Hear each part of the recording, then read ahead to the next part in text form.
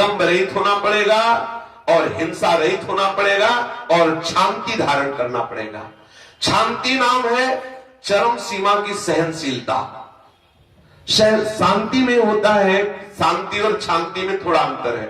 शांति में होता है कि आप हमें सता रहे हैं, हमें बुरा लग रहा है, पर हम शांत भाव से सह जाते हैं। और शांति में कि आप हमें सता रहे, कष्ट दे रहे और हम आपका मंगल विधान सोच रहे हैं, भगवान इसको सद्बुद्धि दे, कभी इसका स्वास्थ्य खराब ना हो, ये बहुत आनंद पूर्वक रहे। ऐसा, यही तो भगवत भक्तों की महानता है, क्षमा की चरम सीमा। दूसरा जो हमारा मंगल कर रहा है उसके लिए मंगल विधान कर रहे हैं।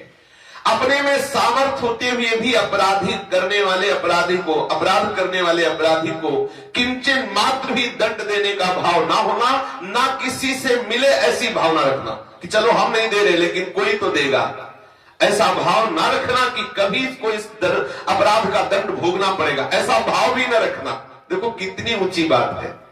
हम तो दंड नहीं दे रहे लेकिन जो तुम अपराध कर रहे हो इसे तुम्हें भोगना पड़ेगा, ऐसा भी भाव ना रखना।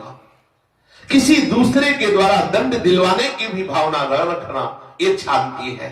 भक्त में सहज, जो सिद्ध भक्त होता है उसमें सहज होती है और साधक को धारण करना होता है। सहनशीलता अपने स्वरूप में स्वतः सिद्ध है, क्योंकि जो आत्म स्वरूप है उसमें कभी कोई विकार नहीं होता। जो भी विकार होता है वो शरीर में होता है। पीटेगा कोई तो शरीर को, अपने स्वरूप में कोई पीड़ा नहीं होती। नैनम छिन्दन्ति शस्त्राणि नैनम दहति पावकः न चैनम क्लेदयन्त्यापो न शोषयति मारुतः। आग उसे जला नहीं सकती, शस्त्र उसे छेद नहीं सकता, वायु उसे सुखा नहीं सकती, जल उसे गीला नहीं कर सकता। हमारा स्वरूप ऐसा है। भजन का प्रभाव है कि स्वरूप का बोध हो जाए, तभी ये सब समस्याओं का समाधान हो जाएगा। शरीर को लेकर भजन मार्ग में जाएंगे तो क्लेश मिलता रहेगा, द्वंद्वों में पिसते रहेंगे और आपको ऐसा होगा कि भजन का लाभ नहीं मिल रहा। कहते भजन बड़ा मीठा होता है, लेकिन यहां तो कड़ुआ ही कड़ुआ है, जलन ही जलन हो रही है। आपको किसी ने दुख दिया, आपके साथ अपराधमयी वृत्ति की, उस समय स्वतः विचार आना चाहिए कि इस मेरे आत्म स्वरूप में इस विकृति का कोई भी प्रभाव नहीं पड़ा। शरीर का कोई कर्म था, उसका हिसाब हो गया, बच गए, निपट गया हिसाब। अब हम आगे बढ़े। उस व्यक्ति को हम कारण न माने, कारण हमारा कर्म होता है। कोई न कोई ऐसा पूर्व कर्म है जो किसी भी व्यक्ति को प्रेरित करके भगवान उसका हिसाब करवा रहे हैं। ऐसा भाव विवेकी पुरुष को रखना चाहिए। एक बार गौतमी नाम की महान तपस्विनी, महाभारत में कथा आती है, भगवान व्यासदेव जी ने लिखा। वो बड़ी तपस्विनी थी, उनके एक ही बच्चा था, उसको सांप ने काट लिया, वो मर गया। तो जो कुलभील है उनके बच्चे को लाए और कहा कि आपके बच्चे को सांप ने काटा और मर गया।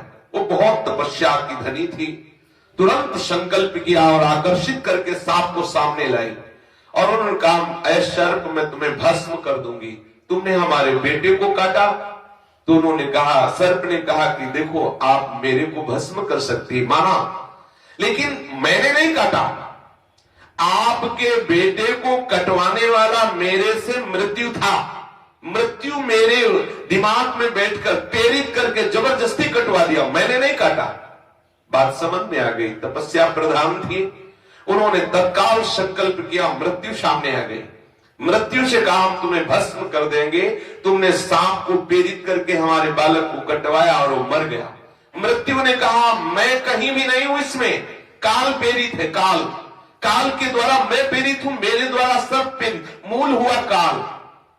उस तपस्विनी ने काल का संकल्प किया, सामने काल प्रकट हो गया। काल ने कहा, मैं कहीं दोषी नहीं हूं, इसका कर्म है, इस बालक का कर्म है जो मेरे को प्रेरित किया। काल से प्रेरित होकर मृत्यु, मृत्यु से प्रेरित होकर सांप ने काट लिया, वो मर गया। उसका प्रधान कारण तुम्हारे बालक का कर्म ही है। निजकृत कर्म भोग सुन। अगर हम जा रहे हैं सहज में, कोई हमें गाली देता है, पीटता है, उपासक को सोचना चाहिए, भगवत प्रसाद से, भगवत चिंतन के प्रभाव से, शुद्ध विवेक के प्रभाव से अपने को बचा लेना चाहिए कि कोई ना कोई हमारा कर्म जो है वो निपट गया, भगवान की बड़ी कृपा, और आगे बढ़े। अगर ऐसा नहीं तो फिर दूसरा सूत्र अपने में लगाए और बच जाए। जैसे हम भोजन करते हैं, अपने ही दांतों से अपनी जीभ कट जाती है, तो हम दांतों पर क्रोध करते हैं क्या कि उठाए पत्थर दांत को तोड़ दे, कि तूने जीभ को क्यों काटा, तो और दूसरा कष्ट और दो, तुम्हारे ही तो दांत है। बस मेरा ही स्वरूप है पूरा विश्व ब्रह्मांड, मेरे ही आराध्य देव का स्वरूप है। अगर हमारी दांत से जबान कट जाती तो हम दांत को नहीं तोड़ते, क्योंकि वो मेरा ही है। ऐसे ही मानो पूरा विश्व ब्रह्मांड भगवत स्वरूप है, हमारे आराध्य देव का स्वरूप है। अगर कोई पीड़ा दे रहा है तो मेरा प्रीतम ही